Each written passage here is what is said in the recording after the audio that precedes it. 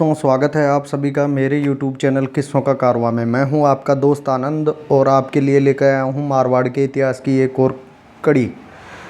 जी हाँ दोस्तों, अपन ने पिछली कड़ी में राव सातल के कार्यकाल और उनके जो कोसाना का युद्ध था उसके बारे में चर्चा की, लेकिन एक कड़ी अपन ने इसके साथ ही छोड़ दी क्योंकि राव सातल के ही भाई थे बीका जी, जिन्होंने बीकानेर बसाया था। इनके बारे में विस्तृत चर्चा अपन ने बीकानेर के इतिहास के तहत करेंगे, लेकिन इस समय उनको छोड़ना भी अच्छा नहीं रहेगा।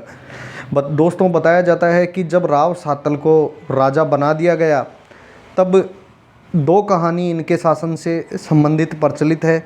एक तो यह कि नापा सांखला जो कि बीका जी के मामा थे, उन्होंने राव जोधा जी से कहा कि आपने भले ही सातल जी को जोधपुर का उत्तराधिकारी बना दिया, किंतु बीका जी को कुछ सैनिक सहायता सहित सारुंडे का पट्टा दे दीजिए। वह वीर तथा भाग्य का धनी है और अपने बूते पर अपना नया राज्य स्थापित कर लेगा। जोधा जी ने नापा की सलाह मान ली और 50 सैनिकों सहित उनको सारुंडे का पट्टा दे दिया।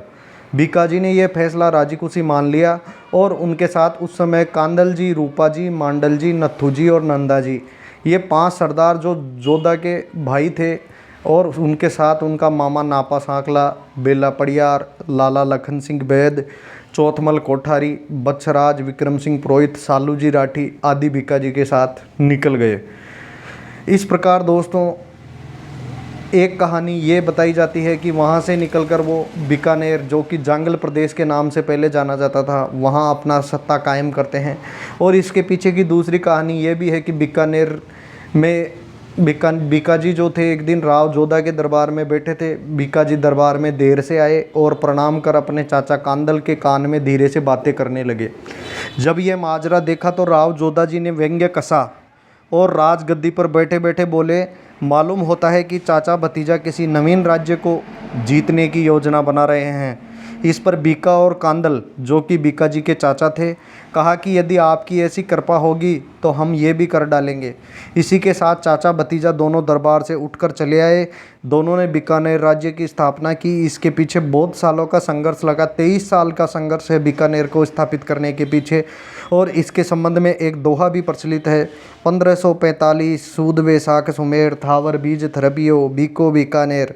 तो दोस्तों, बीका जी के साथ उनके चाचा कांदल भी निकल लेते हैं और बताया जाता है कि राव जोधा का भाई कांदल भी बीका जी के साथ चले गए और उसने हिसार के पास रहते समय वहाँ हिसार में लूटमार की।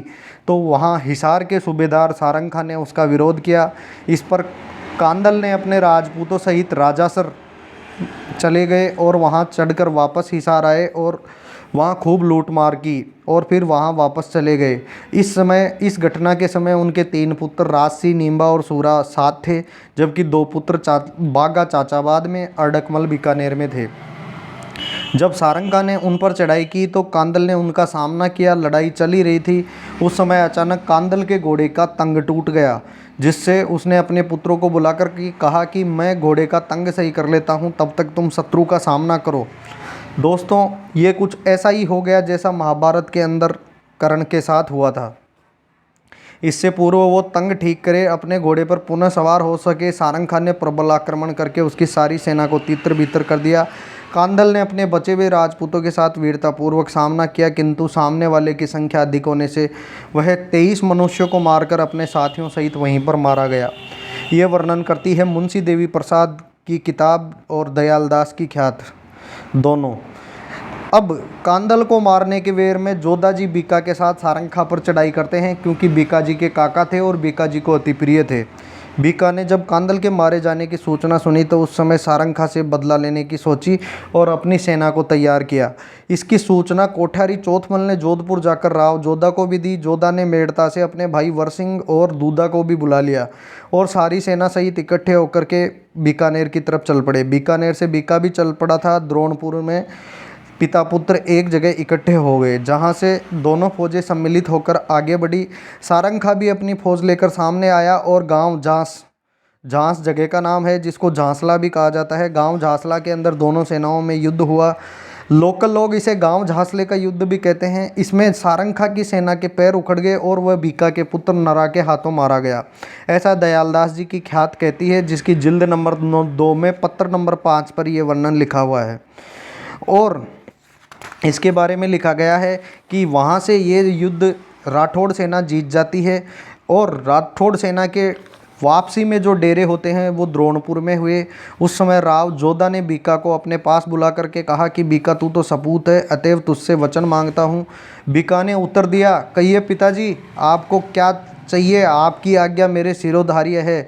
जोधा ने कहा, एक तो लाडनू मुझे दे दे, दूसरा अभी तूने अपने बाहुबल से नया राज्य स्थापित कर लिया है, इसलिए अपने भाइयों से जोधपुर राज्य के लिए कभी भी दावा मत करना। बीका ने इन बातों को स्वीकारते हुए कहा, मेरी भी यही प्रार्थना है कि तख्त छत्र और राजचिन्ह आदि ढाल तलवार मुझे मिलनी चाहिए, क्योंकि मैं बड़ा हूँ। जोधा ने इन वस्तुओं को जोधपुर पहुंचकर भेज देने का वचन दिया और इसके बाद दोनों पिता पुत्र अलग अलग हो गए। बीका जी बीकानेर की तरफ बढ़ गए और जोधा जी जोधपुर की तरफ बढ़ गए। इस प्रकार दोस्तों बताया जाता है कि राव जोधा जी और बीका जी दोनों ने मिलकर के गांव झांसले का युद्ध लड़ा और कांदल की मौत का बदला लिया।